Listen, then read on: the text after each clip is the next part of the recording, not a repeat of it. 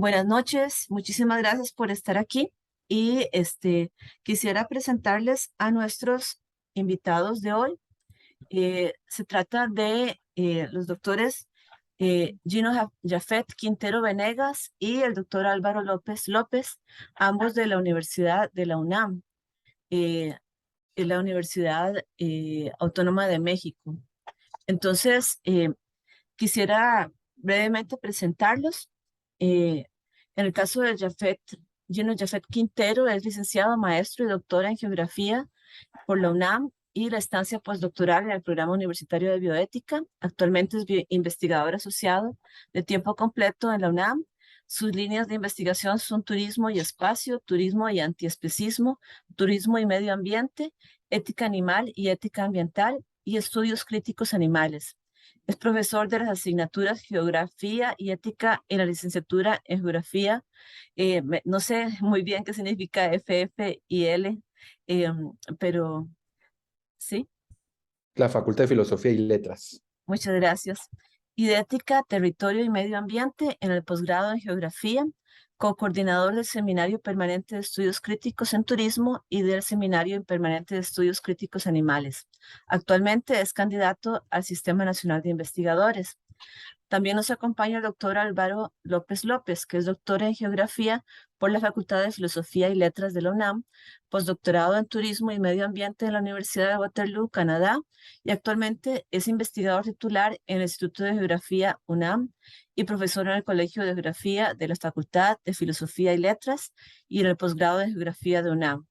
Sus líneas de investigación principales son la geografía regional, geografía del turismo, geografía de los animales y geografía del género.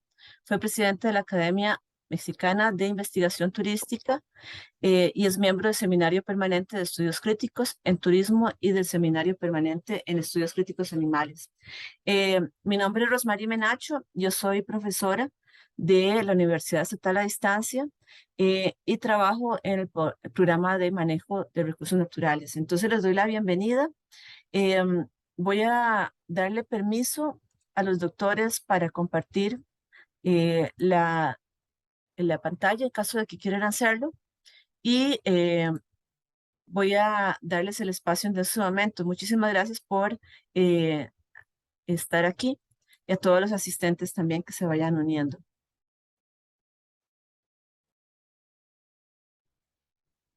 Eh, entonces vamos a desplegar nuestra presentación y vamos a dar inicio. Bueno, con esta primera diapositiva, pues simplemente Rosemary.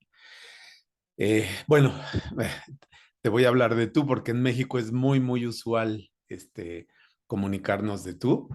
Ya sé que en Costa Rica es diferente, pero es una manera muy amigable de referirnos a las personas. Y antes que nada, pues a nombre de Jafet Quintero y mío propio, agradecerte por la invitación a esta charla. Mm, Creo que no va a ser una charla digamos, condescendiente con nuestros puntos de vista dominantes, ¿no? Sobre la relación turismo y animales. Siento que eventualmente puede haber muchos elementos confrontativos, pero de eso se trata finalmente en las ciencias sociales, en las humanidades, ¿no? La manera de avanzar es justamente confrontando ideas que hemos venido manejando como grandes verdades y es importante, ¿no? Tener la posibilidad de construir ideas.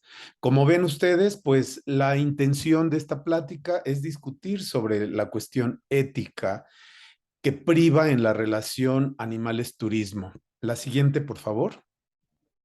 Y para poder presentar esta propuesta, hemos dividido en 5 apartados, ¿no? Cada uno de ellos abordado ya sea por Jafet o por mí. Eh, la primera es relativa, la primera y la segunda, el primero y segundo punto es relativo a la base teórica que nos va a servir de utilidad para desarrollar la charla. ¿no? ¿Qué pasa con la cuestión ética en el turismo, la cuestión del patrimonio que tiene que ver con el turismo y los animales no humanos? Y posteriormente, pues la confrontación de ideas que tiene por un lado el humanismo y el poshumanismo. Posteriormente, Jafet entrará ya en materia de las diferentes éticas que hay cuando uno va a abordar la relación con los animales, la relación que el ser humano tiene con los animales no humanos, tanto la cuestión bioética como la cuestión zoética, el zoocentrismo. Y después la quinta parte la hemos dedicado o la pensamos justamente para dar algunos ejemplos relativos al turismo y a los animales a partir de todo el discurso previo que habríamos desarrollado ya para ese momento. Entonces, Jafet hablará del turismo y animales silvestres y en cautiverio, y yo me centraré en la reflexión del turismo y el patrimonio gastronómico. La siguiente, por favor. Esta diapositiva, que es una diapositiva que tenemos publicada en un artículo que se publicó en una revista Cuadernos de Geografía de Colombia, es una diapositiva muy buena, que aunque no se alcanzan a ver bien las letras tal vez, nos habla de lo que es el sistema turístico, ¿no? El sistema turístico básicamente está dividido en dos planos. Digamos que en el plano horizontal lo que podemos ver es justamente el previaje, si ven ustedes del lado izquierdo, en el centro el viaje y el posviaje. El turismo no es esa actividad que está centrada solamente en el punto visitado por la o el turista y en donde interactúa con las comunidades locales. El turismo involucra también lo que ocurre antes de viajar y lo que ocurre después de viajar. Eso es en un plano, digamos, horizontal. En un plano vertical, lo que pueden ver es en colores la región emisora, la región de tránsito y la región de destino, ¿no? Es decir, de dónde salen los turistas, cómo es que transitan y a dónde se dirigen. Si ustedes se dan cuenta, si me apoyas, Jafet, señalando con tu cursor el esquema, hay unas flechas y las flechas inician, digamos, del previaje hacia la región de tránsito ya en el viaje. Y lo que podemos ver aquí en el viaje es básicamente qué nos motiva a viajar, por qué viajamos, cuáles son nuestras intenciones cuando viajamos. Y esto es muy importante porque muchos de los comportamientos que los turistas tenemos en el sitio de destino justamente se construyen y se crean en este previaje. Las formas de consumir, las intenciones de consumir, eventualmente hasta nuestros comportamientos éticos, en cierta medida están tamizados justamente por este momento previo. ¿Quiénes somos? ¿Cómo estamos educados? ¿Qué pretendemos hacer? ¿Qué quisiéramos consumir? Etcétera, etcétera. Se construye en el previaje en la región emisora.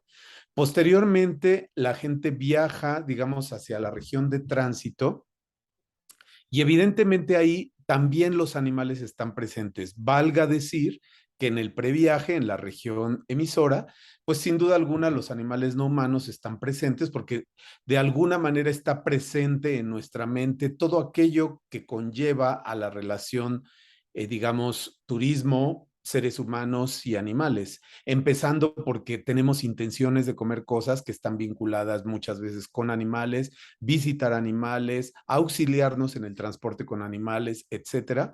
Entonces son muchos elementos que involucran a los animales. Posteriormente, en la región de tránsito, evidentemente también los animales están presentes. El hecho de que para que se concrete el fenómeno turístico, pues evidentemente hay que tomar transportes, hay que usar transportes y los transportes están altamente vinculados con la relación de los animales en aviones, en trenes, en barcos, en una importante afectación hacia los animales no humanos.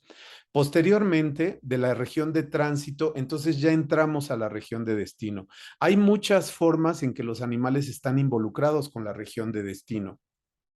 Por ejemplo, los animales pueden ser una atracción para observarlos, para consumir, para hacer uso de ellos, ¿no? Para mercantilizarlos y comodificarlos. Aquí solamente ponemos algunos ejemplos como espectáculos, eventos basados en animales, observación e interacción con animales, la caza, la pesca, en fin, y eventualmente incluso el turismo sexual, que es un tema muy interesante que no vamos a desarrollar aquí.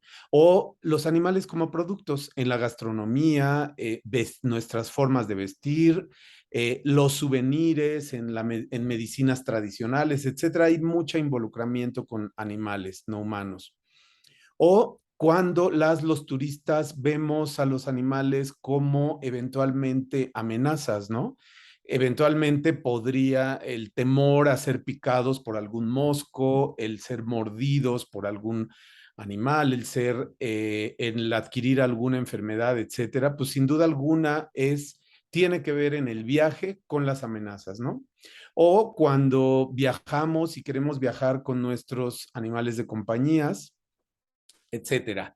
Y finalmente, de la experiencia que se deriva el viaje, evidentemente en el post-viaje, una vez que regresamos a nuestro sitio de origen, evidentemente es muy interesante lo que aquí ocurre porque puede suceder que nuestra visión con respecto a los animales no humanos siga siendo la misma con la que partimos cuando iniciamos nuestro viaje, pero puede ser que las interacciones en el sitio que visitamos hagan que transformemos nuestros puntos de vista con relación a ellos. Por ejemplo, hace algunos años, en un viaje a Petra, eh, eh, con el doctor Quintero, justamente teníamos la intención y estábamos muy emocionados por conocer estas ruinas. Cuando llegamos ahí, nos dimos cuenta que había una tremenda explotación de diferentes animales ungulados, ¿no?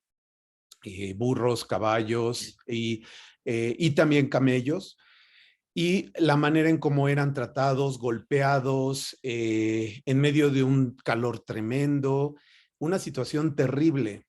Nosotros estuvimos, de hecho, solamente recorrimos una muy pequeña parte hicimos muy pequeña parte del recorrido.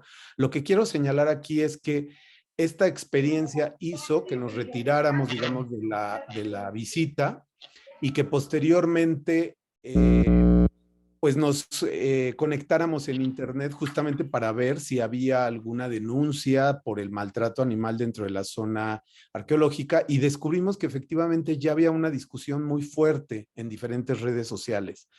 Este es un muy buen ejemplo de cómo después de visitar algo en la relación turismo-animales, tenemos una incidencia post viaje, ¿no? Son diferentes elementos que tienen que ver con el turismo. Ahora, la manera de vivir las experiencias en todo el sistema turístico que acabo de exponer puede ser vista de dos maneras, de una manera moral, a partir de una moralidad o a partir de una ética. Nosotros actuamos y valoramos las diferentes cosas a partir de la moral cuando actuamos en función de las costumbres que tenemos, ¿no? Y no, y en general el turismo está sustentado en costumbres, ¿no? Las costumbres son situaciones muy específicas, muy concretas, de manera individual, cómo cada quien actúa y vive la experiencia turística, por ejemplo, en este caso.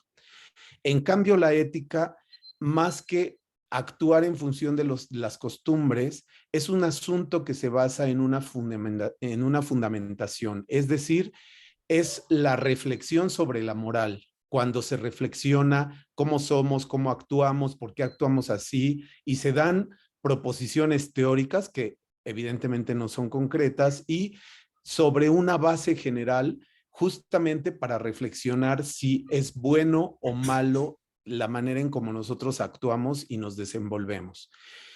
Entonces, en esta ponencia, pues evidentemente vamos a centrarnos en la discusión ética más que moral. La siguiente, por favor. Lo que quiero que vean aquí, por ejemplo, es el caso del consumo de carne de perro en Asia. Estoy seguro que ustedes deben de sentirse muy confrontados, confrontadas al ver esta situación. Evidentemente nosotros, para ellos, dentro de su moral, sus costumbres, el consumo de perros está presente y para a nosotros nos confronta y consideramos que es algo inmoral comer perros.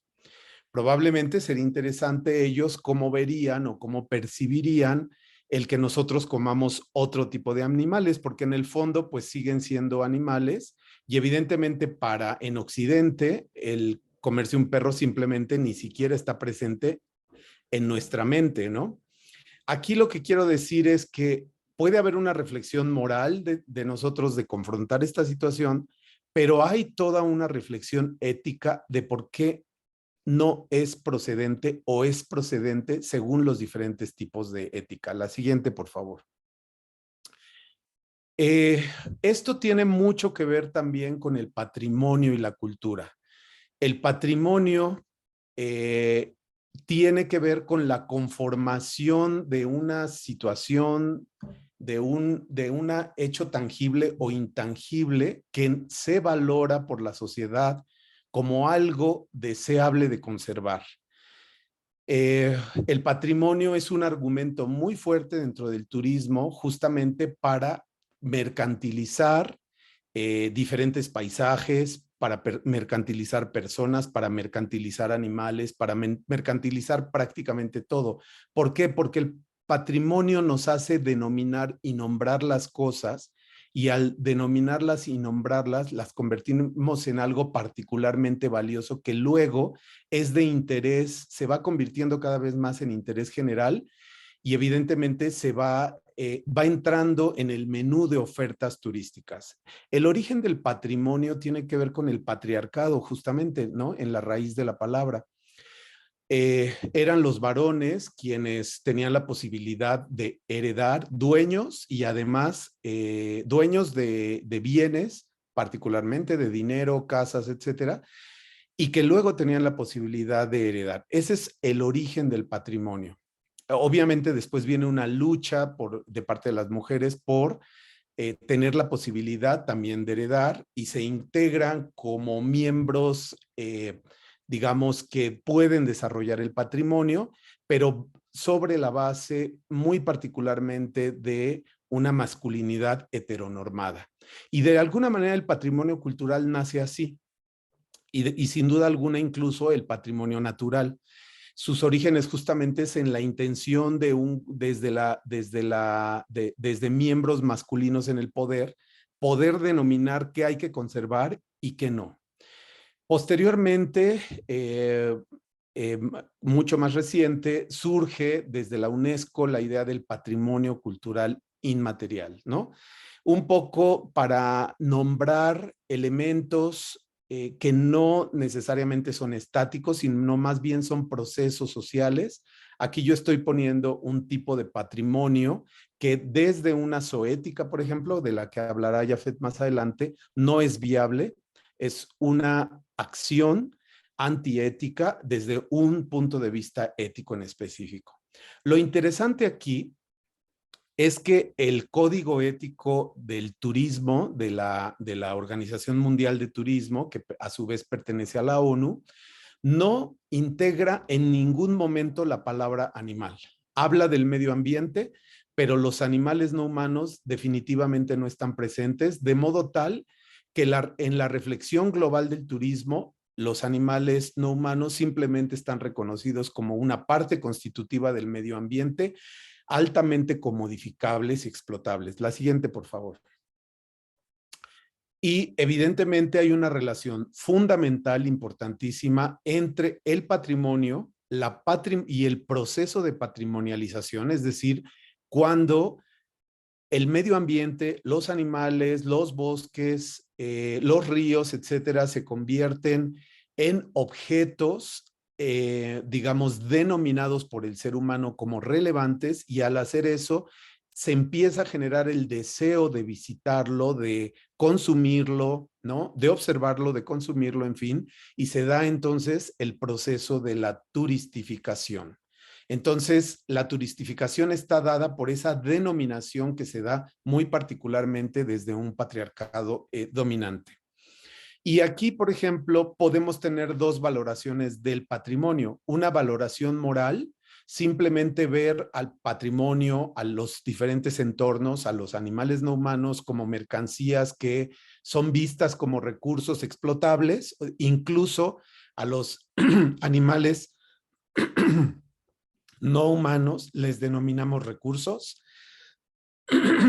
Perdón, y una visión desde la ética en donde se reflexiona cada uno de los elementos constitutivos del medio ambiente, qué papel pueden tener y si son mercantilizables o no. Y nuestro planteamiento es que los animales no humanos no son mercantilizables para el turismo o no debieran serlo. La siguiente, por favor.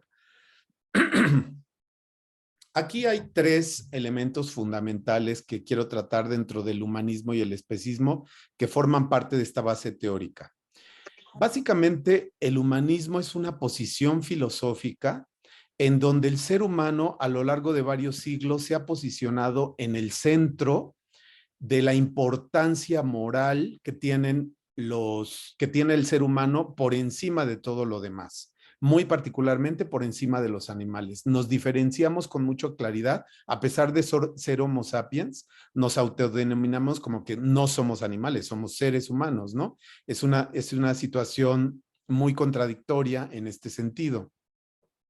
Y el humanismo ha fomentado, sin duda alguna, el bienestar de manera muy importante del ser humano y ha logrado muchas luchas, poner en el tema de discusión el racismo, el clasismo, el sexismo, etcétera, etcétera, pero no así el especismo. El humanismo es por ontología especista, ¿no?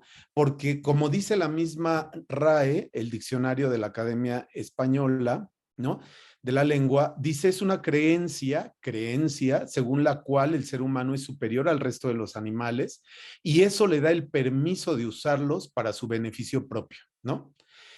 Y lo que pasa es que el humanismo tiene en su centro la idea de la razón y los seres humanos hemos pensado que la razón nos da el permiso, dado que el ser humano tiene razón y los demás animales no, nos da el permiso de hacer uso de ellos. Pero la razón en dónde radica en el cerebro. Entonces, habríamos de preguntarnos si más bien no entendemos los lenguajes animales y en realidad tienen sus propias formas de razonamiento. La siguiente, por favor. Y entonces, a partir de esto, nosotros hemos creado círculos de poder, ¿no? Círculos del poder en donde probablemente ninguna o ninguno de nosotros nos encontramos. Por ejemplo, en el círculo de poder máximo y de control, pues están los varones europeos blancos y podemos incluso decir heterosexuales. Y después viene otro círculo de consideración moral, de una consideración moral inferior a otro tipo de personas. Y hasta el final tenemos al grupo de seres humanos, ecosistemas, otras especies, en fin, que están realmente sometidos en este sistema de poder, ¿no? A esto se le denomina antropocentrismo. La siguiente, por favor.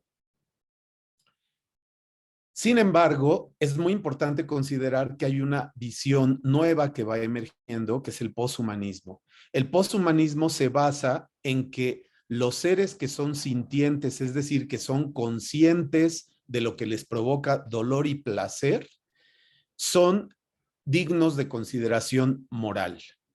Y quienes somos sintientes somos animales humanos y animales no humanos.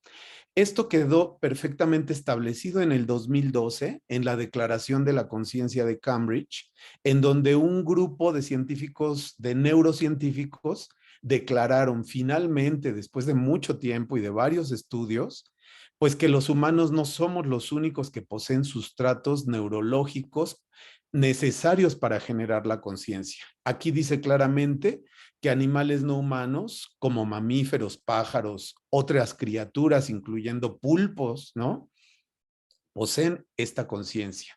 Y entonces el poshumanismo es la consideración moral a todos los seres que poseen sintiencia por igual. Entonces, si se dan cuenta ustedes, al posicionar a los animales a los cuales pertenecemos los seres humanos, al posicionar como seres conscientes a todos los animales que poseen sintiencia. Por lo tanto, nuestras relaciones éticas con ellos serán de equilibrio y de igualdad, ¿no? De acuerdo con estas citas que les estoy poniendo aquí. La siguiente, por favor. Adelante, gracias. Sí, yo a partir de ese momento voy a hablar de cómo ha estado entonces implicada la ética en el entendimiento hacia los animales y posteriormente hacia la cuestión turística. Cuando escuchamos la palabra ética, generalmente se nos viene a la mente una disciplina o una acción que va a identificar entre lo que está bien y lo que está mal. Sin embargo, si nos ponemos a reflexionar cuando hablamos de la palabra ética, generalmente estas valoraciones entre el bien y el mal están fuertemente centradas en el humano. O sea, hemos tenido una ética o una práctica ética durante mucho tiempo plenamente antropocéntrica y centrada en el humanismo. Lo que es muy interesante todo esto es que estamos viviendo un momento de la historia en la cual el ser humano se ha vuelto un tremendo transformador a escala planetaria de los océanos, de la atmósfera, de la geología, de los ecosistemas, del relieve, y que hay un fuerte debate si esto se le puede llamar el antropoceno, o sea, un periodo geológico en el cual es el modelador a escala planetaria, o no. Yo parto de la idea que sí, yo coincido con el concepto de antropoceno, y entonces esto viene a cambiar la situación. Porque si aceptamos de que el ser humano es un fuerte transformador a escala planetaria y no para bien, y que los ecosistemas están en riesgo, y que las montañas están en riesgo, y que los ríos están en riesgo, y que la atmósfera está en riesgo, y que los otros animales están en riesgo, pues entonces ese es un elemento que nos ha conllevado a ampliar ese círculo de consideración ética que el doctor Álvaro ya explicó. Al mismo tiempo, pensar que estamos inmersos o estamos empezando con el paradigma posthumanista que busca el descentrar este antropocentrismo y entender que somos parte de un continuum biológico, como bien se explicó hace rato, que somos efectivamente animales. Y por lo tanto, entonces, ha habido ciertos intentos por tratar de reflexionar en cómo podríamos llevar a cabo prácticas más justas, más éticas, de mayor equilibrio, de mayor, que implican menor desigualdad, que implican menor sometimiento, menos violencia, no solamente hacia el ser humano, sino hacia todos aquellos individuos o agentes que son cohabitantes del planeta. Este planteamiento de tener relaciones mucho más equilibradas, éticas, justas con la naturaleza, no es algo tan nuevo. De hecho, en 1927, Fritz Jarr en Alemania acuña el término bioética. Es interesante cuando se revisa la ética de Fritz Jarr, porque él justamente invita a reflexionar en cómo el ser humano se ha relacionado con el resto de los seres vivos. Y dice, ese no es el camino que se tiene que seguir. Tenemos que buscar la manera de actuar diferente para que, repito, estas relaciones sean mucho más éticas, mucho más justas, ¿sí? De menos sometimiento, de menos violencia. El problema con la hipótesis o las ideas de Fritz Jarr no son las hipótesis o las ideas por sí mismas, sino que las ideas de Fritz Jarr se desarrollaron hace prácticamente 100 años, donde, o en el momento en el cual el modelo de desarrollo civilizatorio, el modelo de desarrollo económico, estaba fuertemente vinculado con la explotación hacia la naturaleza. Por supuesto que en ese momento en el que surge la idea de Fritz Jarr, pues no fueron tomadas en cuenta, porque ni hablábamos de la preocupación ambiental en ese momento, ni se hablaba del maltrato animal, o bien si se hablaba, no estaba presente en el radar de la población en el contexto global, puesto que era algo que se veía sin importancia, o incluso que hablar de esto se veía como un freno, como acabo de mencionar, del desarrollo económico de ese momento. Más adelante, en 1971 y desde los Estados Unidos, Van Rensselaer Potter retoma el concepto de bioética y lo empieza a trasladar hacia prácticas mucho más antropocéntricas, tomando como referencia el valor de la vida del ser humano como un ente supremo, por así decirlo. Hay una fuerte sacralización de la vida del ser humano. Y la bioética de Potter, que es la bioética que más se ha replicado en el contexto global, la que se tiene en mente, cuando se habla de bioética, se piensa en este tipo de bioética, es aquella ciencia o aquella disciplina que lo que busca es que perdure la vida de los seres humanos, o sea, que existe una supervivencia de los seres humanos. Esta bioética de Potter, al ser tan antropocéntrica, por supuesto que ha sido retomada por las ciencias médicas, y es cuando podemos entender este tipo de planteamientos asociados, por ejemplo, con la bioética normativa, de que sí tiene que haber una eutanasia, de que la cuestión del aborto, por ejemplo, de que la cuestión de la donación de órganos, la bioética clínica, o sea, que cómo actuar, por ejemplo, en caso de alguna enfermedad, la cuestión del triaje que estuvo fuertemente asociado con la idea de la pandemia por COVID-19, o incluso la bioética cultural. ¿Hasta qué punto es válido la explotación de ciertos recursos bionaturales, como se les conoce bioculturales, en función del desarrollo mismo de las sociedades? Dicho de otra forma, la bioética potteriana ha gustado mucho porque está fuertemente centrada en el ser humano y legitima las prácticas que permitan la supervivencia del ser humano. La bioética de Yar, por otro lado, ha buscado la manera de deconstruir el antropocentrismo, pero, como mencioné hace rato, no fructificaron sus ideas por el momento histórico en el que estábamos presentes, pero es muy curioso cómo a ojos del antropoceno, a ojos de estas grandes crisis ambientales que tenemos, en estos momentos de extinciones masivas, ¿sí? En estos momentos donde han surgido la visibilización de todas aquellas minorías humanas y no humanas que no estaban consideradas en el círculo del privilegio, resurgen las ideas, ¿sí? Sin embargo, no con un camino exactamente establecido de cómo actuar, cómo buscar esa mayor equidad, esa mayor justicia entre el ser humano y el mundo natural. Entonces surgen por lo menos tres perspectivas que tratan de resolver al problema de qué hacer o cómo hacerle para tener relaciones de mayor equidad o de mayor igualdad frente a todo ese mundo no humano, frente a los seres vivos. El biocentrismo por un lado, el ecocentrismo por otro lado y el zoocentrismo por otro lado, que es muy curioso esta situación. A pesar de que plantean o que provienen de los planteamientos de Yar, las tres escuelas bioéticas son muy diferentes entre sí y en algunas ocasiones pueden ser compatibles, pero en otros momentos no pueden ser compatibles, como lo vamos a ver a continuación. El gran dilema que surge entonces a partir de la bioética de Yar es, ¿cómo le hacemos? ¿Qué tendríamos que empezar a hacer para que se considerara al mundo natural, a los seres vivos, y que nuestras relaciones hacia ellos o con ellos sean mucho más éticas? Bueno, el primer planteamiento que surge es la idea del biocentrismo, o sea, se situar a la vida como lo más importante de absolutamente todo, o sea, todas las vidas importan, ¿sí? Esto plantea entonces que todos los seres que tengan vida, o sea, todos los seres vivos, van a tener un mismo valor ético y al mismo tiempo van a tener el mismo derecho a existir y a desarrollarse en total libertad. O sea, que para el biocentrismo, la vida de un animal, la vida de una planta, la vida de una bacteria, la vida de un hongo, tienen exactamente el mismo valor. Y al mismo tiempo el biocentrismo lo que plantea es que todos aquellos individuos vivos, por lo tanto, pues tienen el mismo derecho a desarrollarse con la libertad posible. No sé si puedan percibir hasta este momento que esto puede generar muchos conflictos al momento de tomar decisiones. Por ejemplo, imagínense el momento en el que tengamos una enfermedad de origen bacteriano.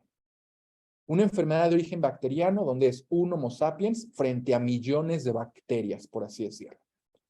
El biocentrismo podría condenar el uso de antibióticos, puesto que las bacterias y los seres humanos son seres vivos que tienen el mismo valor ético y por lo tanto, pues tendría que vivir, digamos, el más fuerte, ¿sí? Por supuesto que una enfermedad bacteriana, quien tendría las de perder sin el uso de antibióticos, pues somos nosotros como Homo sapiens. Entonces, este es un tipo de dilema al cual se enfrenta el biocentrismo y que empieza a generar muchas contradicciones y en el cual se empieza a ver al biocentrismo como una postura que no es del todo tan pertinente. Claro, el biocentrismo tiene reglas. Es muy curioso también cuando se habla de las posturas biocéntricas porque principalmente se asocia, a pesar de que se dice que todos los seres vivos tienen el mismo valor ético, generalmente hay un sesgo o una carga hacia los animales salvajes como los que tienen un mayor valor frente a los animales más salvajes, por ejemplo. Se habla también de asociación, de posturas o de prácticas como la justicia distributiva o la justicia retributiva, o sea, hace causar el menor daño posible, ¿sí? Se habla también, por ejemplo, en el sentido de que si se tiene que dañar una especie, se tiene que retribuir más adelante con esa especie para no seguir ocasionando más daños en el colectivo generalizado. Ahora, uno de los problemas que también se han detectado y que son muy contradictorios en el biocentrismo es que el biocentrismo solamente parte del planteamiento biológico de que somos seres vivos, sin hacer una clasificación, por así decirlo, pero está fuertemente asociado a ciertas ideas que tienen poco o nulo soporte científico, como por ejemplo la teoría o la hipótesis de Gaia, como el planeta Tierra, como un conjunto viviente en una sola unidad. O sea, si el biocentrismo busca la manera de que toda la vida importe, ¿sí? Pero es una forma de pensar que responde principalmente a planteamientos místicos, espirituales y en algunas ocasiones hasta religiosos, ¿sí? ¿Y por qué religiosos? Porque el biocentrismo en la actualidad está fuertemente asociado con la idea de la sacralidad de la vida del ser humano, un planteamiento de la tradición judio-cristiana que implica que la vida del ser humano vale por encima de todos y que el ser humano tiene ese derecho prácticamente divino a sobrevivir por encima de todos los demás. Por otro lado, tenemos el ecocentrismo. El ecocentrismo no plantea que toda la vida vale exactamente lo mismo, sino que el ecocentrismo lo que plantea es que es el ecosistema, estas entidades abstractas, los entes más importantes. Pero sigue siendo una fuerte creencia de decir, bueno, lo más importante son esos ecosistemas como el soporte de la vida y por lo tanto a lo que tendríamos que atacar o a lo que tendríamos más bien que atender como el punto de máxima importancia es eso, al ecocentrismo, ¿no? Lo que es muy interesante del ecocentrismo es que es de las posturas bioéticas de Yar que más han gustado. Pensemos, por ejemplo, en el caso del desarrollo sustentable o en los planes de conservación ambiental. Están fuertemente centradas en el ecocentrismo, donde a pesar de que el ser humano es parte del ecosistema, en el ecocentrismo el ser humano se sale del ecosistema, es la autoridad moral que pasa por el resto de absolutamente todos los componentes del ecosistema e incluso se vuelve quien tiene la potestad de los ecosistemas, el que toma las decisiones en torno a los ecosistemas. Las ciencias ambientales han respondido mucho a esta forma de pensar. En las ciencias ambientales estamos tratando de identificar cómo funcionan los ecosistemas, cómo se pueden mejorar, y sin embargo, no sé, para que vayan entendiendo este punto, por ejemplo, en el ecocentrismo se habla de que sigue siendo fuertemente antropocéntrico. El ser humano se sale del ecosistema y si reflexionamos en cuántos planes de manejo ambiental existan en los cuales se controlan las poblaciones, podemos pensar que eso es principalmente lo que predomina, un control de poblaciones para que el ecosistema no se vea comprometido. Pero habrá que repensar o reflexionar en cuántos planes de control de la población de Homo sapiens se ve como una población que tiene que ser controlada. Parece ser que no, ¿sí? Entonces, en el ecocentrismo, repito, el ser humano se ve como el protector de la naturaleza, tiene la potestad, y entonces en el fondo sigue siendo muy antropocéntrica. Vamos a tener en una tercera instancia el zoocentrismo. El zoocentrismo sitúa el eje de la consideración moral en los seres sintientes. O sea, en todos estos seres que, de acuerdo a la Declaración de la Conciencia de Cambridge, por ejemplo, son individuos que tienen un sistema nervioso central y por lo tanto tienen la capacidad de sentir dolor, sentir placer y que hay un interés muy fuerte hacia preservar su vida y que incluso se puede demostrar, se puede ver que son individuos que van a tener capacidades o acciones para alejarse de todo aquello que les genera malestar. O sea, al fin de cuentas es esa lucha, digamos, por preservar la vida, ¿sí? Entonces, el zoocentrismo lo que plantea, como repito, es el centro de la consideración moral en los animales, al ser seres sintientes, poseen un sistema nervioso centralizado, esto, como dijimos, de que manifestado o legitimado por la Declaración de la Conciencia de Cambridge, y no solamente es muy peculiar lo que está pasando con el zoocentrismo y las investigaciones en etología que plantean que los animales no solamente son sintientes, sino que muchos de ellos tienen conciencia, bueno, conciencia sí y autoconciencia, otros tantos, por ejemplo, son conscientes y algunos son autoconscientes de su entorno, y que aparte tienen procesos cognitivos tan complejos como los que tenemos los seres humanos, o sea, son individuos que saben que existen, que están reflexionando en su existir, ¿sí? En su presencia, en cómo sobrevivir, por ejemplo, al punto tal que la Declaración de Toulon en el año 2019 les otorgó el carácter de personas a los otros animales. Son individuos que tienen interés en concreto, son individuos que actúan a partir de la satisfacción de sus intereses. Bien, el zoocentrismo, al poner en el centro a los seres sintientes, van a ir generando diferentes formas de entender las relaciones o de normar las relaciones que tenemos frente a las otras especies. Entonces, partamos desde el punto de vista que son personas, que son individuos, que son mentes. La primera postura, conocida como el bienestarismo, justifica el uso de los animales no humanos a partir del buen trato. O sea, hace que hay un buen trato y entonces en oposición hay un maltrato, ¿sí? Legitima prácticas de uso de los animales, como repito, y que se supone que mínimamente en cualquier práctica donde los animales sean utilizados como trabajadores, por ejemplo, tendrían que tener por lo menos 5 libertades. El no padecer hambre ni sed, el no sufrir molestias, el no sufrir dolor, heridas o enfermedades, tener la libertad para expresar sus comportamientos naturales a partir de la especie a la que pertenecen y no sufrir ni miedos ni angustias. En términos de la ética animal, esto es lo que mínimamente se requeriría en el caso de que hubiera uso de los animales en cualquier actividad económica. Y sin embargo, si hacemos un recuento de las actividades que están soportando la economía y las dinámicas culturales, parece ser que ni siquiera esto ha estado presente. Y por otro lado, la cuestión del bienestarismo también puede jugar como un arma de doble filo, porque, retomando un poco lo que decía el doctor López hace unos momentos, la tauromaquia es una actividad cultural que se respalda fuertemente en los argumentos del bienestar. Se argumenta que el toro de Lidia vive bien, que se le atiende como si fuera un rey toda la vida, que vive en libertad, por ejemplo, que durante ese momento de libertad no sufre dolor, no expresa su comportamiento natural.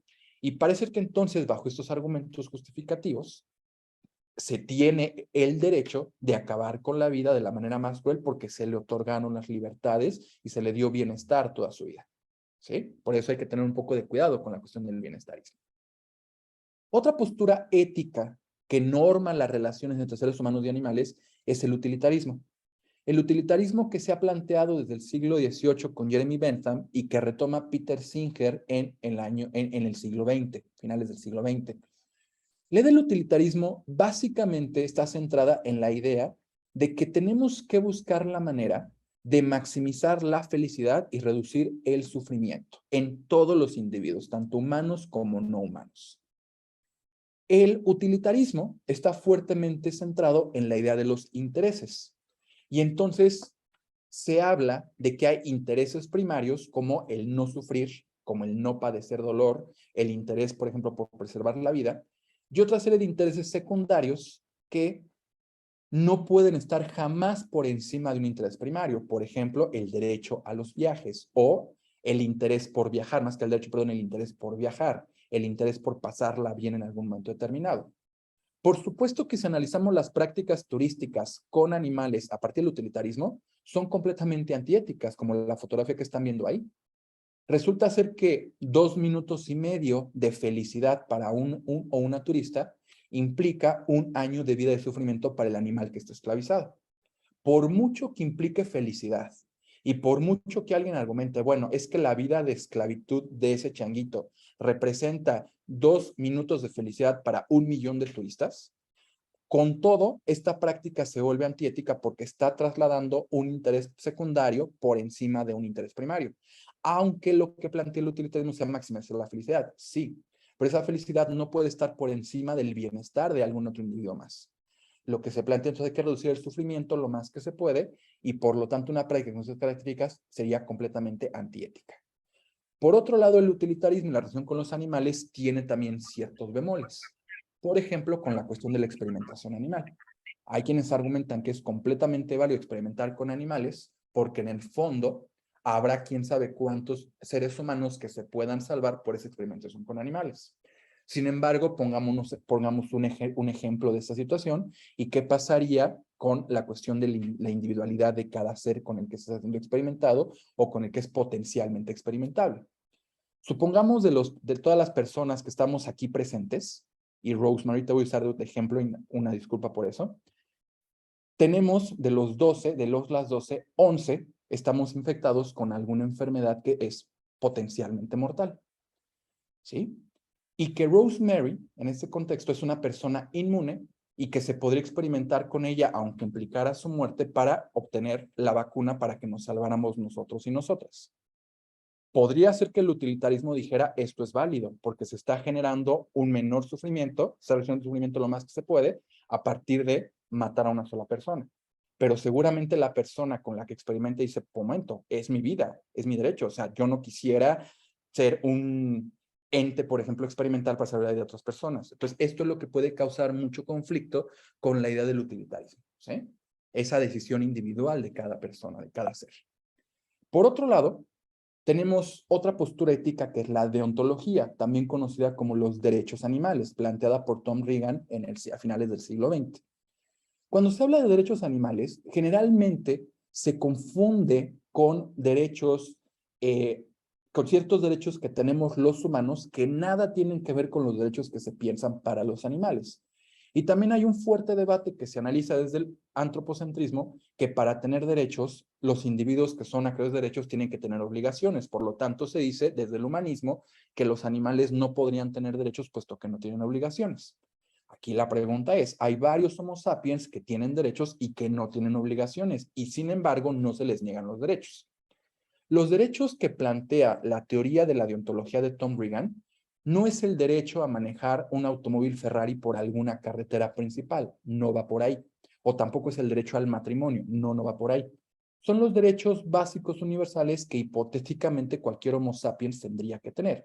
El derecho a la vida, el derecho a la salud, el derecho a no sufrir, el derecho a no ser una mercancía, el derecho a no ser explotado, ¿sí? El derecho a tener cierto nivel de bienestar. Repito, hay incluso quienes argumentan que los animales no podrían ser aquellos derechos porque no tienen obligaciones. Este es un debate que se tiene muy fuerte bajo el argumento de qué implica tener una obligación, ¿sí? Y finalmente, la cuarta postura ética dentro de la zoética es el abolicionismo. Como el nombre lo dice, el abolicionismo plantea que cualquier tipo de práctica que implique el uso y la explotación de los animales tendría que erradicarse. Se hace un símil muy interesante en el abolicionismo con las prácticas esclavistas del siglo XIX, del siglo XVIII y anteriores. ¿Qué pasa cuando se abolió la esclavitud en Estados Unidos? El argumento era que la economía se podría colapsar. En estos momentos parece ser que está el mismo argumento, la economía podría colapsar. Pero si ya se vio cuando se abolió la esclavitud de que la economía no colapsó y que hubo mecanismos de transformación, pues podríamos tener un mecanismo de transformación en la economía y no tendría por qué colapsar, por mucho que haya un soporte, por así decirlo, en dinámicas de explotación animal. Si entonces lo que se está buscando es que toda aquella práctica que implica explotación hacia animal, o sea, a un individuo que es consciente de sí mismo, tenga que ser erradicada, entonces se plantean, por ejemplo, posturas como el veganismo y el antiespecismo, o sea, movimientos, posturas políticas como el veganismo y el antiespecismo, en donde se condena cualquier tipo de prácticas que impliquen uso de los animales. Y esto va desde la alimentación hasta la experimentación, hasta el uso de los animales como trabajo, espectáculos con animales, porque a fin de cuentas los animales han sido valorados como objetos y no como sujetos, como el argumento principal. Bien.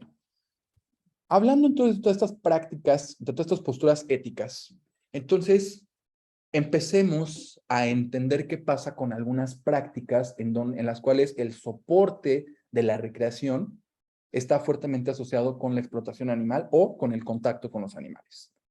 Tenemos la observación de fauna en estado silvestre, la caza de animales silvestres, el turismo cinegético, la observación de fauna en zoológicos y acuarios, interacción con fauna en parques acuáticos y circos, el turismo gastronómico y las relaciones sexuales con animales, que hablaremos a continuación. Este tipo de prácticas que ustedes están viendo aquí en la pantalla son muy comunes y de hecho la mayoría de las veces están legitimadas a partir de un argumento de conservación, o sea, un argumento plenamente ecocéntrico. La conservación de la naturaleza, el turismo sustentable, el ecoturismo, por ejemplo, el turismo alternativo. Bien. Si regresamos y nuevamente recordamos que los otros animales son individuos, son entes que saben que son entes conscientes, son individuos, son personas, entonces reflexionemos qué tan antiético puede ser, por ejemplo, el estar invadiendo los territorios de las otras especies con tal de poderles tomar una fotografía, ¿sí? Nos gustaría, por ejemplo, como Homo sapiens, que invadieran nuestros espacios, nos fotografiaran y que nos generaran incomodidad. Pareciera ser que no. Entonces, este argumento, el hecho de que haya ciertas afectaciones a las formas de comportamiento de los animales en el estado silvestre o estado natural, pues podría ser un argumento suficiente para que estas prácticas se vuelvan completamente inválidas y antiéticas. Por otro lado, habrá que ver si ese tipo de prácticas que implican la observación de fauna en estado silvestre son exactamente, digamos, están reproduciendo comportamientos en el estado natural de los animales o incluso los animales han estado condicionados para esto. No sé, recuerdo alguna plática que tuvimos con la doctora Rosemary que ella nos hablaba de que en Costa Rica a las aves se les engaña a partir de bocinas para que lleguen y puedan ser observadas, digamos, por los turistas. Entonces, se les engaña a partir de la reproducción de los sonidos que harían, digamos, sus compañeros, compañeras. Entonces, este es un tipo de engaño, no es una práctica del todo tan inocente, ¿no? Tan natural lo que replica comportamientos naturales. Eso mismo podría pasar en este tipo de prácticas en donde los changuitos, los monitos, pues están buscando desesperados alimento de los y las turistas porque es el momento del día en el cual hay alimento para ellos, a pesar de que los changuitos vivan en algo conocido como su hábitat, que podría ser una isla en medio del río Amazonas, por ejemplo. Y que cuando se visita ese espacio pareciera ser que la vegetación es natural, o sea, que sí efectivamente es el hábitat. Habría que reflexionar cuáles son como las estrategias que están de todo esto para que los monitos se presten a ser recursos turísticos. Y de lo que he estado leyendo es que en este tipo de espacios la vegetación que daba frutos fue eliminada, fue erradicada, de forma tal que los monitos no tienen manera de acceder a un alimento de forma natural y por eso buscan el llegar con los turistas para ser alimentados, ¿no? Pensemos en esta observación de fauna, como la presencia de los tigres, o de los safaris, o la observación de ballenas. O sea, estamos observando animales en un estado silvestre. ¿Pero esto qué implica? En el caso, por ejemplo, de los safaris, no hay un control por parte de los espacios que son invadidos por los medios de transporte. Entonces, hay efectos muy negativos que no solamente implican el ruido, como en el caso de las embarcaciones y las ballenas, sino que también podría ser, por ejemplo, de que las camionetas, los vehículos van pisando nidos, van destruyendo huevos, por ejemplo, ¿no? Podría ser que haya disturbios frente al ecosistema, podría ser, por ejemplo, que ese ruido espanta a las especies, no sé, hay una serie de afectaciones muy negativas en este tipo de prácticas que aunque no implican una interacción mano a mano, cara a cara, digamos, de tocar al animal, sí que la presencia del ser humano está afectando de una manera muy significativa estos ecosistemas, por ejemplo, ¿no? O el simple hecho de tener una carretera en un espacio que es un área natural protegida o que es el hábitat de ciertas especies, pues implicó el desmonte de vegetación para poder construir la infraestructura. En la otra fotografía ustedes están viendo también este tipo de barreras que se pueden presentar en este tipo de espacios que implican la observación de especies o de animales en estado silvestre. Los y las turistas en un espacio muy culturizado con todas las comodidades, por ejemplo, y los animales en ese mundo natural siendo observados como y potenciando las barreras entre lo que significa la humanidad y la animalidad. El turismo cinegético es una actividad que otra vez está fuertemente legitimada en las áreas de la conservación. De hecho, se habla de que el turismo cinegético se realiza porque hay que matar a una especie para que se conserven todas las demás. Bajo todo lo que hemos dicho, habrá que preguntarse si este es un argumento válido en términos de la conservación, porque implica acabar con la vida de un individuo que no quería morir. Implica acabar con la vida de un ser al cual ni siquiera se le preguntó algo. Simplemente es la decisión del cuerpo de alguien que no quería morir, ¿sí? Que se le ve como un recurso que puede ser consumible, mercantilizable a partir de la generación de ganancias económicas. Si partimos desde un pensamiento no especista, tratando de construir justamente el antropocentrismo, habría que preguntarnos si estaremos dispuestos a hacer lo mismo con otros individuos sintientes que sean miembros de nuestra propia especie, por ejemplo, con Homo sapiens. ¿Sí? Y bueno, Para ir yo terminando y dar la palabra al doctor Álvaro, tenemos también el caso de la observación de ciertas especies en confinamiento, la presencia de los zoológicos, que los zoológicos durante mucho tiempo convivieron zoológicos de animales humanos con animales no humanos para ser exhibidos, por ejemplo, y que implica, a fin de cuentas, mecanismos de dominio, mecanismos de control, y la presencia de los zoológicos en las ciudades como un referente tremendo en cuanto a la dominación de la naturaleza en el espacio urbano, por ejemplo. ¿Qué ha pasado con los zoológicos? Bueno, si la primera imagen nos genera controversia, decimos, no puede ser posible que haya individuos Homo sapiens que estén siendo exhibidos para que la población blanca, principalmente europea, las observe y sepa cómo son. Desde una lógica posthumana zoocéntrica, la presencia de zoológicos tendría que generarnos ese mismo impacto. Pero como hemos construido un pensamiento especista donde vemos a los animales como objetos consumibles y mercantilizables, esto no nos genera ningún tipo de asombro muchas veces. De hecho, también hay ciertos discursos asociados con los zoológicos y nuevamente aflora el argumento de la conservación, de la cuestión educativa. Habrá que preguntarnos cuántos zoológicos verdaderamente están teniendo planes exitosos de conservación y si realmente las personas salen con, no sé, algún tipo de información que les conlleve a mejorar su educación en torno a los otros animales. Generalmente los zoológicos más bien son espacios recreativos que se disfrazan en la conservación y en los elementos educativos para llevar a cabo la recreación. Pero ¿esto qué implica? Implica que los animales tienen que estar confinados y muchas veces implica también el desarrollo de estereotipias. O sea, el desarrollo de ciertos movimientos involuntarios por afectaciones psicológicas y que son movimientos repetitivos, como cuando vemos videos de los lobos que están dando vueltas o de los camellos dando vueltas en confinamiento, esas son las estereotipias. Simplemente este texto de Frost nos ayuda a entender un poco los argumentos falaces frente a los zoológicos. Y dice que de los 10,000 zoológicos que hay alrededor del mundo, solamente 1,200 están registrados para la crianza en cautiverio, o sea que tenemos muchos zoológicos que son completamente clandestinos, y de todos, solamente 2% de las especies amenazadas están en programas de conservación en zoológicos, y parece que solamente 16 proyectos de conservación en los zoológicos han sido exitosos en el contexto global. O sea, del total de zoológicos que hay, realmente es nada aquellos que han implicado un éxito en la conservación de otras especies. Y bueno, es un argumento muy similar al que se tiene en este tipo de parques temáticos, donde la idea es observar a los animales, estar en contacto con ellos, a partir de argumentos falaces como que sí, que están mejor en cautiverio, que no, o sea, que en la naturaleza vivirían menos, la cuestión de los problemas asociados con su hábitat natural, etc. Y paso al doctor Álvaro para explicar lo siguiente. No me va a dar tiempo de ver el video. Entonces, Álvaro, te cedo la palabra. Rosemary, preguntarte si tenemos tiempo todavía. Hola, claro que sí, todavía hay tiempo. En realidad, yo no tengo, no sé los demás participantes, pero no he fijado una hora para terminar. De hecho, me encantaría que después de que ustedes presenten sus charlas, tengamos un espacio para conversar. Ok, más o menos calculo que faltan como 10, 12 minutos. Entonces, bueno, continuamos. Sí, claro.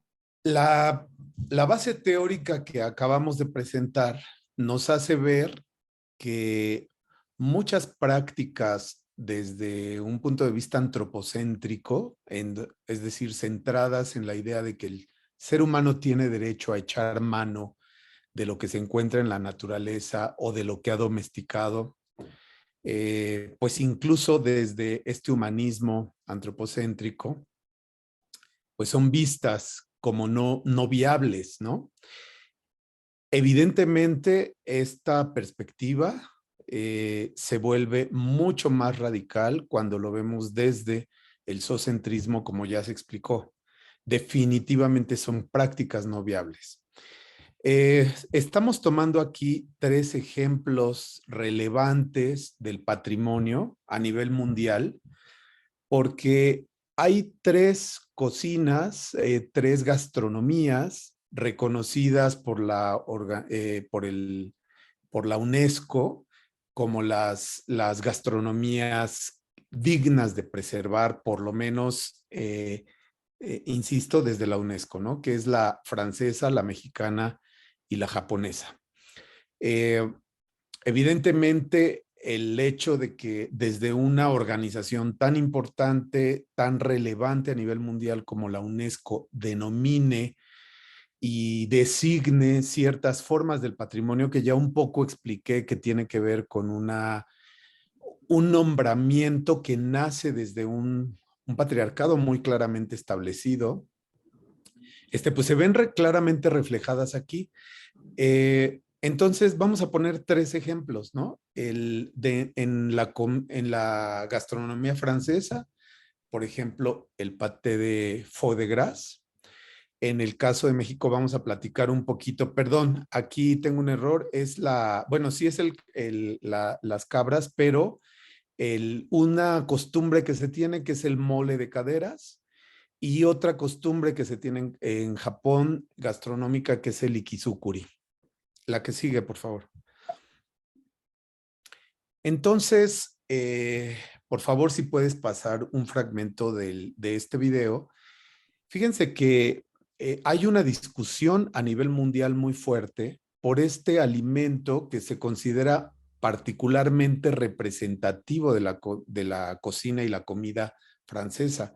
Aquí ven ustedes que el hecho de que la gente pueda comer paté, de este tipo de paté, pues se sustenta en el hecho de alimentar de manera particularmente forzada a los gansos. Vean ustedes aquí, en la parte trasera están los turistas observando esta práctica sin que ello les inmute en muchos de los casos, pero es meter la boca de los gansos pues en un dispensador de alimentos, porque la intención aquí es que estos gansos coman lo más que puedan hasta no hartarse de manera muy forzada, comer alimento, de modo que se hipertrofien sus hígados, que es finalmente, y crezcan de manera sorprendente, y que finalmente sean matados con la intención de retirar hígados inmensos para la producción de paté. En esto consiste este paté. Debo de decirles que Estados Unidos y Gran Bretaña prohibió la producción de este tipo de paté justamente por las implicaciones no éticas que había hacia los gansos, ¿no? Pero en Francia esto no se ha eliminado bajo el argumento de que es algo patrimonial. Es una costumbre sostenida por diferentes culturas, que también la cultura tiene ahí muchos elementos que hay que analizar. Pero bueno, de alguna manera nos da idea del poder del patrimonio y muy particularmente el poder del patrimonio en pro del turismo, que incluso comportamiento no ético de parte del ser humano se convierte en una atracción sin que muchos seres humanos se den cuenta de esto. Precisamente porque estamos muy adaptados a una perspectiva antropocéntrica. La siguiente, por favor.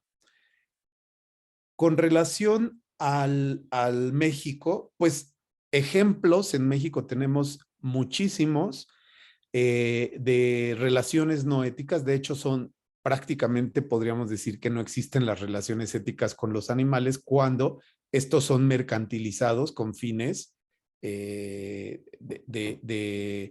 con fines de obtener ganancias en pro de una actividad económica, por ejemplo, ¿no?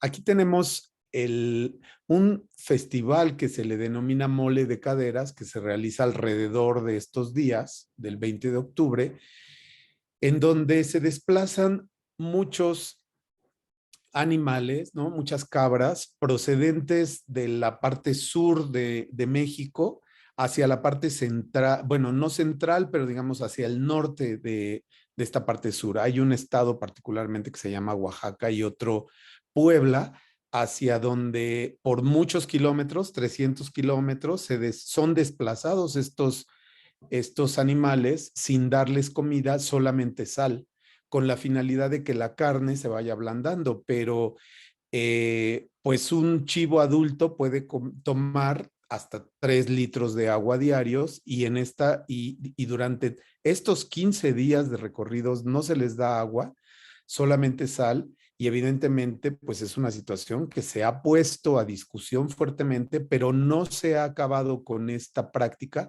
justamente porque tiene la categorización de patrimonio, en este caso de estos estados que les comenté. La siguiente, por favor.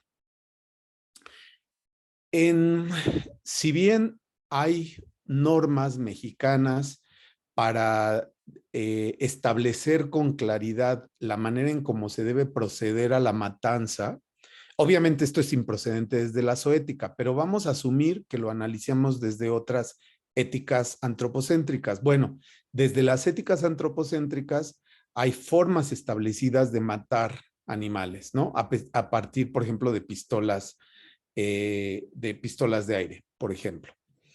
Sin embargo, la manera en cómo se les matan a estos animales es como pueden ver en la imagen siguiente. Básicamente, si pasas la siguiente, por favor.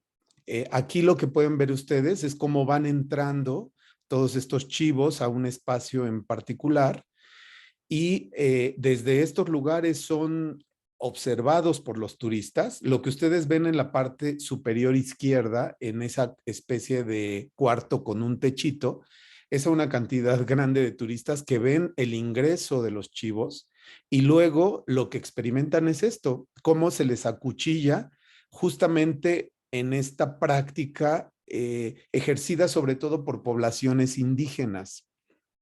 Y entonces, en México, la asociación indígena costumbre es algo muy difícil de deconstruir porque se asume que las prácticas, pues a veces milenarias o en algunos casos a partir de centurias, ¿no? Como es este caso, son prácticas que se deben mantener solo por el simple hecho de que estuvieron desde hace mucho tiempo. Y evidentemente desde otras éticas, muy particularmente desde la zoética, pues esto es evidentemente improcedente. La siguiente, por favor.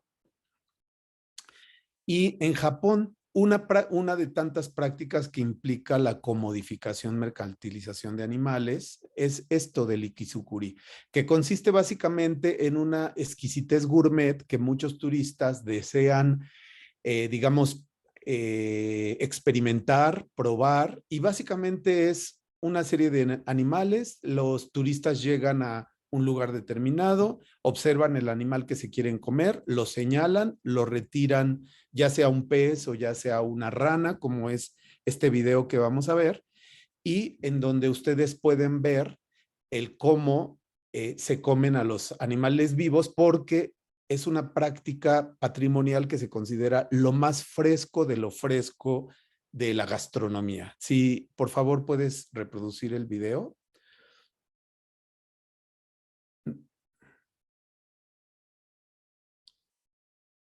Este video es muy corto, pero básicamente aquí lo que pueden ver es a la rana. La rana ha sido cortada, todavía se mueve. Si ustedes se dan cuenta, se está moviendo. Y bueno, pues mientras la rana se mueve, pues evidentemente se va consumiendo. Esta persona ahí le está consumiendo y sus ojos todavía se están moviendo. Y son solamente 3 ejemplos patrimonial de lo que es el patrimonio, y la intención es que ustedes, en este punto, la intención es reflexionar en de qué manera, solamente hemos puesto algunos ejemplos, de qué manera los animales no humanos están presentes de manera consistente en el turismo y que solemos no reflexionarlo porque lo valoramos desde la moral, no desde la ética. La que sigue, por favor. Finalmente, en unas ideas muy generales, dado que el turismo es una actividad secundaria, debiera ser una actividad que es más verde, más responsable y más sustentable entre menos se realice, porque el movimiento de turistas, el consumo, conlleva al reforzamiento de prácticas muy particularmente no éticas con los animales no humanos. Sin embargo, si este es el planteamiento central, ¿no? Un turismo que es más verde mientras menos se realice, entonces si se va a realizar, tenemos que ser profundamente cuidadosas y cuidadosos en la manera en cómo lo llevamos a cabo, lo organizamos, en la planeación, en la gestión del turismo, justamente en el entendido que es un paso y es un proceso de concientización hacia los y las turistas en su cuidado que deben de tener en el entorno, porque los animales están ahí presentes, ¿no? Y que el patrimonio, así como otros conceptos importantes, debe ser repensado, ¿no? Desde una perspectiva poshumanista. ¿Qué cosas valoramos que son dignas de mercantilizar, siendo que pueden formar parte de estos elementos animales que son tan sintientes como nosotros, ¿no?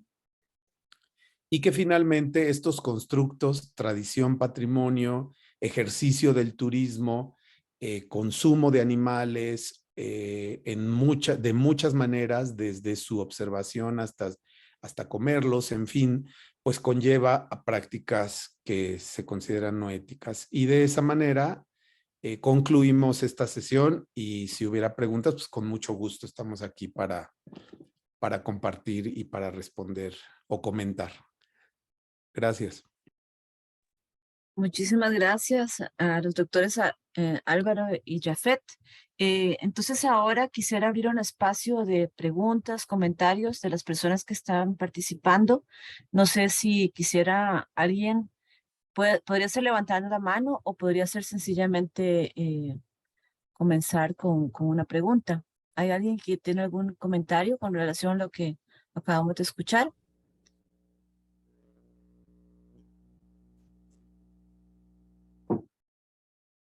Sí, es que no encontré la mano. Está bien, gracias, Luis Diego. Adelante. Bueno, primero que nada, felicitar a los doctores por la excelente exposición de una realidad que estamos enfrentando en el día a día. Bueno, Rosemary sabe realmente todo el contexto de nuestro país, en donde hemos logrado avanzar en algunos aspectos, por ejemplo, relacionado con el consumo de carne de tortuga, que igualmente era considerada una cuestión patrimonial de la cultura caribeña. Y bueno, fue un proceso larguísimo hasta que se logró, tras un proceso legal incluso, que se ratificara la ley, y en este momento pues es perseguido el comercio de este tipo de carne, ¿verdad? Y después también, bueno, realmente ahora estamos enfrentando un tema similar, ¿verdad? De una pandemia, por decirlo así, está mal dicho el término, pero un incremento de los zoológicos clandestinos que están disfrazados como centros de rescate.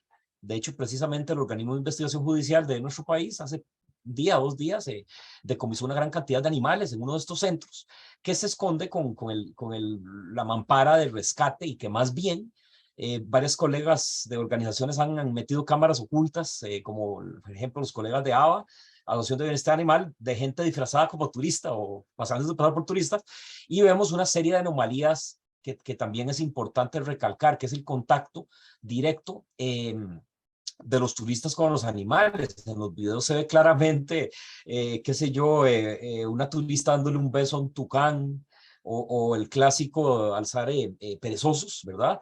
Y ese tipo de cosas. Y hasta la fecha, pues ya ha habido problemas, sobre todo de animales como pisotes o algún tipo de primate que muerde a un turista y cosas por el estilo, ¿verdad? Eso está completamente, digamos, prohibido por la ley costarricense, pero lamentablemente estamos ante un incremento de estos delitos, ¿verdad? Y la tendencia política es alarmante.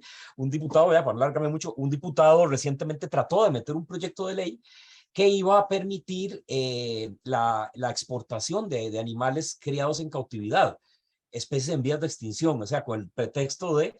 Y nosotros estuvimos, bueno, todo el movimiento ambientalista aterrado, en el sentido de que se iba a prestar para mucha corrupción de personas que sacan animales del hábitat natural, y después los exportan como si fuesen criados en cautividad, ¿verdad?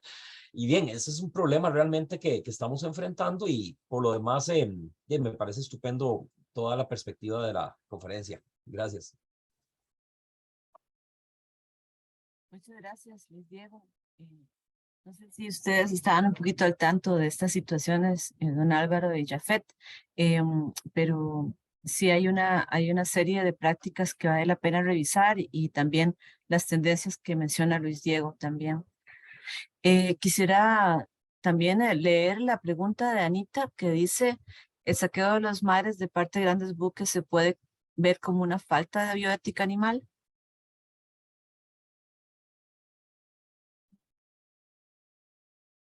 ¿Comento o comentas, Salva? Sí, comenta y yo igual, luego te secundo. Bueno, sí, y hay dos perspectivas, Anita, para analizarlo. O sea, podría ser ese impacto que se genera hacia los ecosistemas y que eso se podría ver como una postura antiética desde el punto de vista ecocéntrico, el ecosistema es lo más importante. Y por supuesto que el estar sacando animales que viven en el mar, por ejemplo, de la manera que sea, pues es un atentado en términos de la zoética, porque implica estar pues utilizando un animal y consumiéndolo y mercantilizándolo y utilizando su cuerpo de una forma no consensuada, ¿no? Quitándole la vida a un individuo que pues tiene ese derecho a la vida. Entonces sí, o sea, creo que desde las dos posturas, desde las dos perspectivas, de la zoética y la ecoética, se puede hablar de faltas antiéticas. Ahora, hay algunas que considero son inmediatas a resolver. Por ejemplo, hay diferentes formas y propósitos para extraer, ¿no?, animales, todas las cuales desde el punto de vista pues de la sintiencia, de la conciencia, etcétera, que ya explicamos, pues no son válidas, pero las urgentes, por ejemplo, es la pesca deportiva, que no tiene nada de deportiva, ¿no?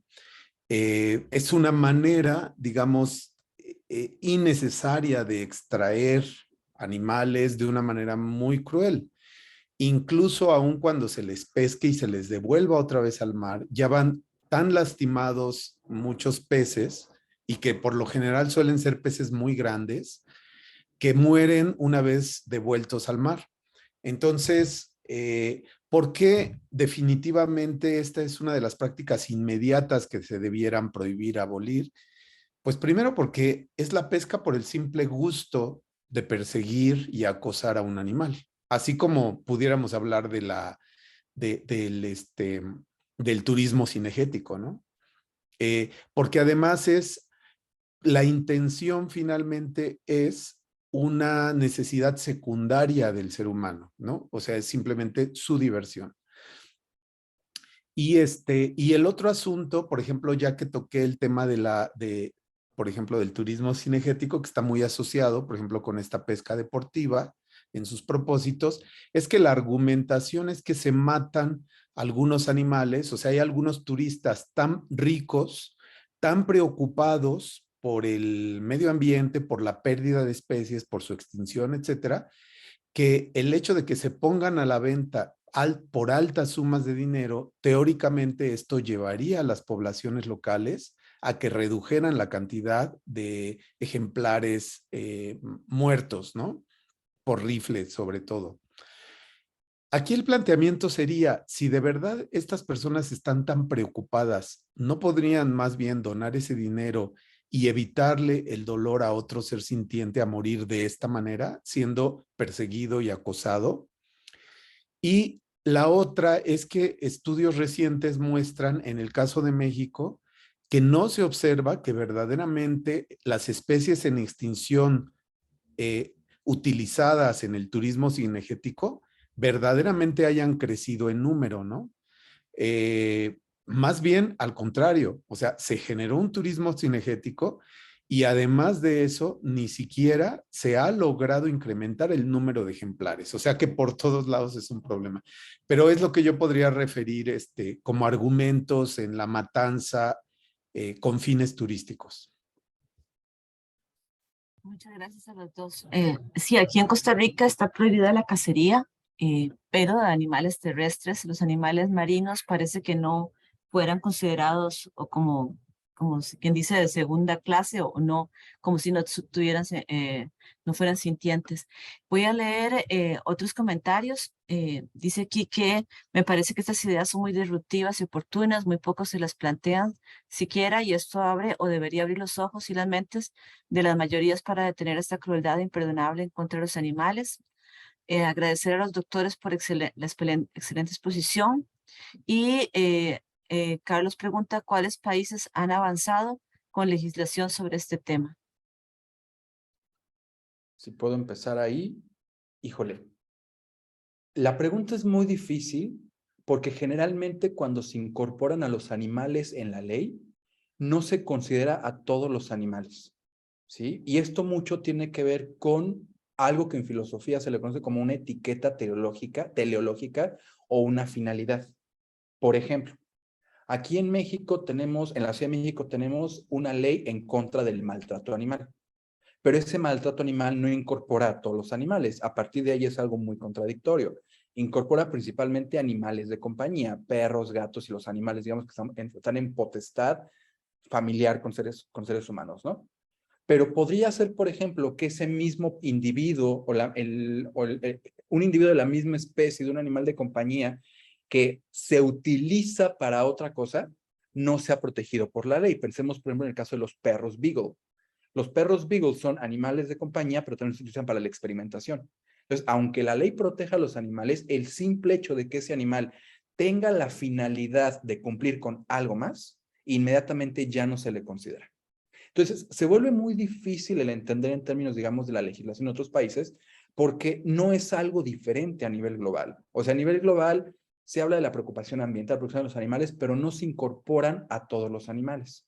Y el otro punto que me parece muy pertinente también, que está asociado con un comentario de hace rato, puede ser que ese animal, aunque sea silvestre o aunque sea catalogado como animal silvestre, haya sido criado con la finalidad de ser matado en el turismo cinegético.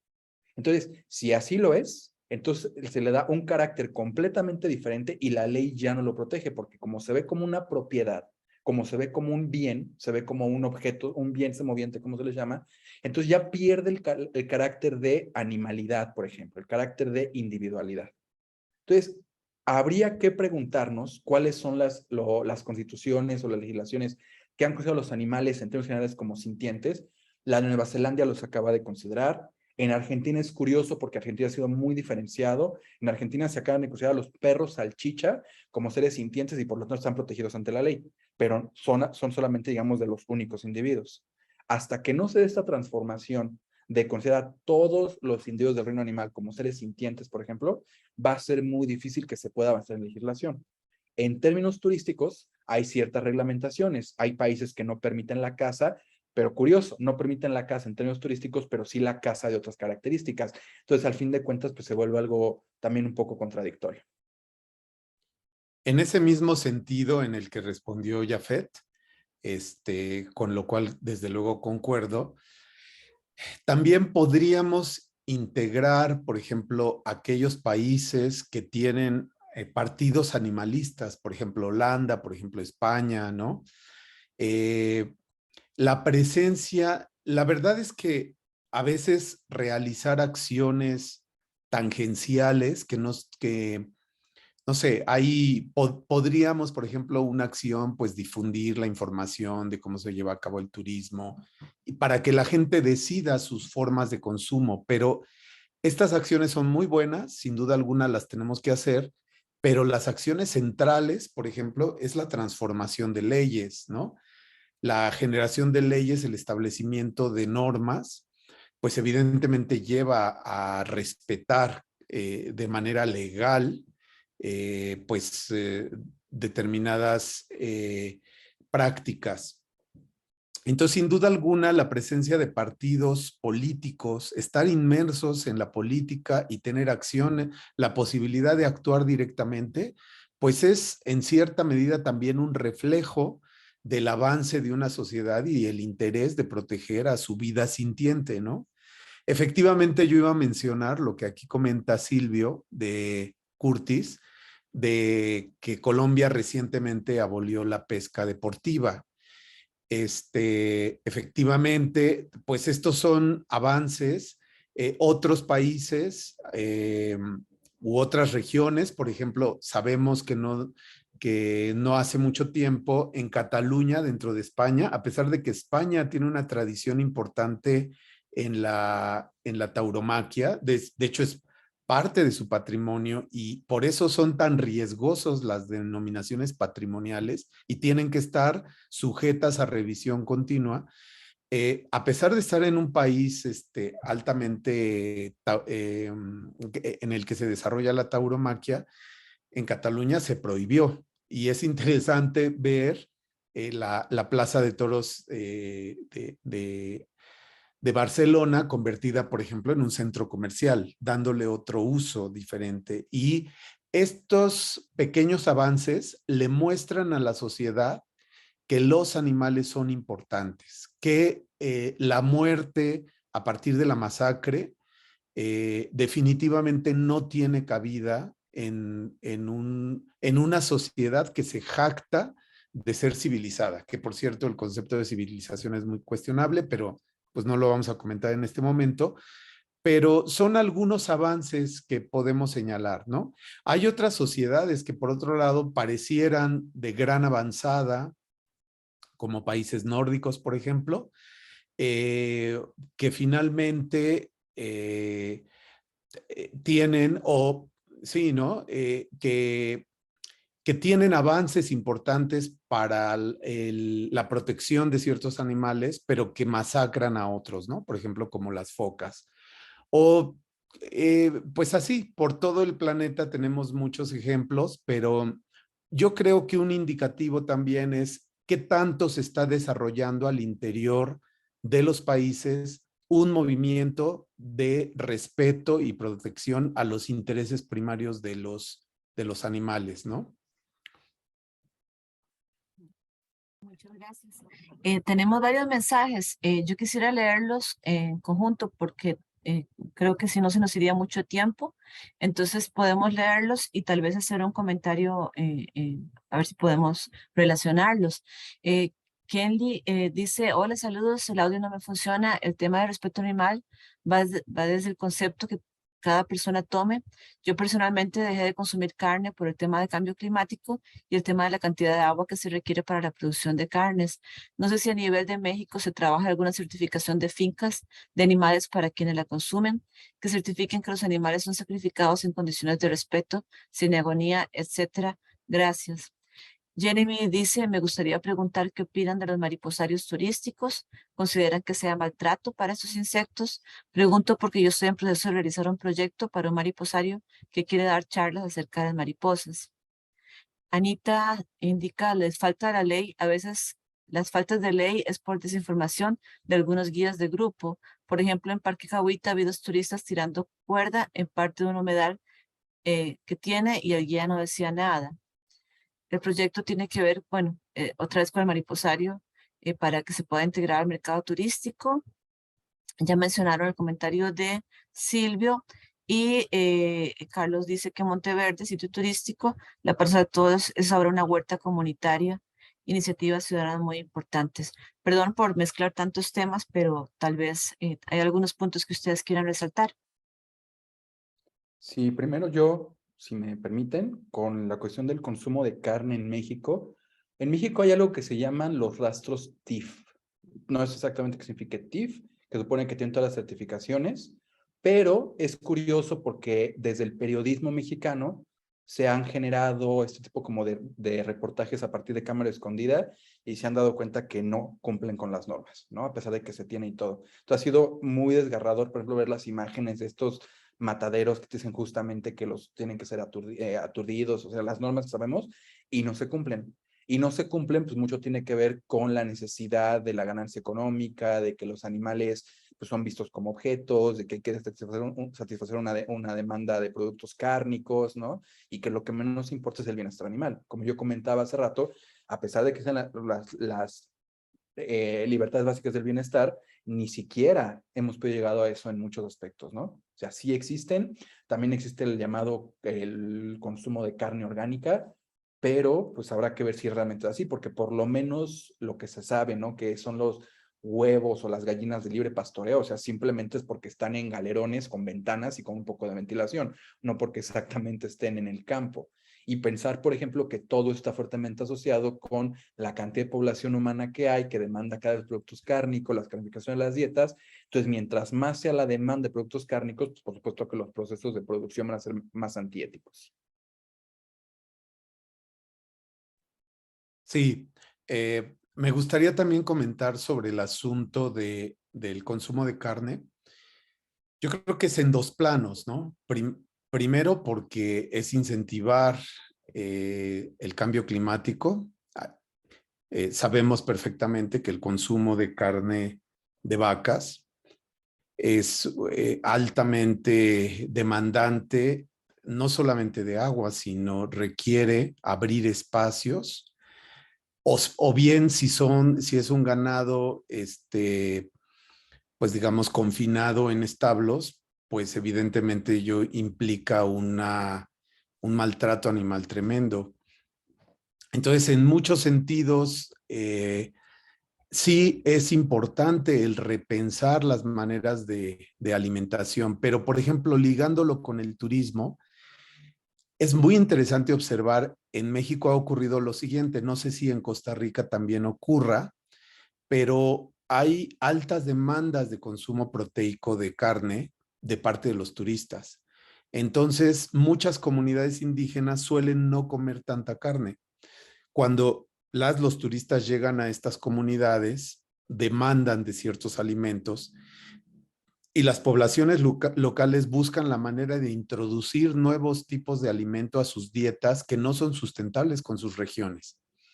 Entonces, aquí también hay que estar al cuidado de reeducar a los turistas en que deben de acostumbrarse a ingerir los productos que consume la localidad, muy particularmente todos los que son de origen vegetal, que son, desde luego, pues más sostenibles, ¿no? Que la introducción de consumo de carnes en sitios que tradicionalmente no se consumían, por ejemplo.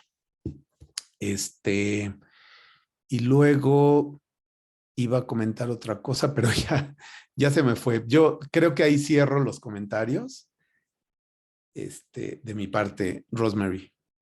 Muchas gracias. Bueno, tal vez nada más para hacer un comentario también en relación a lo que es el turismo en Costa Rica. Nada más quisiera indicar que em, aquí el turismo muchas veces se relaciona como una actividad, como ustedes mencionaban, que es en comparación con otras actividades muy sostenible en el sentido de que no se afecta tan fuertemente a los ecosistemas y a los animales al realizarlo. Sin embargo, no se puede caer, digamos, en el sentimiento de que está todo bien y hace falta tanto reflexionar, y estos espacios son para esto un poquito, acerca de la forma como se hacen las cosas y también investigar un poquito qué es lo que se está haciendo en el país. Entonces, pues yo quisiera agradecerles a los dos la información tan valiosa. Yo voy a tratar de compartir este video con aquellas personas que hayan confirmado y no estoy tan segura si pudieron o no participar por algún motivo de la contraseña. Agradecer a todos los participantes sus comentarios y preguntas y pues entonces gracias de nuevo por su participación y la información tan interesante. Entonces, a todos que pasen buenas noches. No sé si tienen algún comentario final ustedes que darnos o sí. Yo simplemente despedirme y agradecerte, Rosemary, la oportunidad de dialogar con ustedes y y también muchísimas gracias a quienes nos escucharon. Permanecieron más de 2 horas aquí en la reunión y por pues la deferencia de habernos hecho estas preguntas tan interesantes. Gracias. Una consulta, Rosemary. Vamos a tener el vínculo de la conferencia porque nos interesa mucho difundirlo en todas Sí, nuestras redes. voy a subirla a YouTube. Espero que los videos no voy a tener ningún problema para subirlos por el hecho de que también son de YouTube, pero yo creo que no, ¿verdad? Ojalá. Y entonces voy a compartir con todas las personas que indicaron que estaban interesadas, incluyendo usted, Luis Diego. ¿De acuerdo? Así lo pueden Perfecto. compartir con más personas.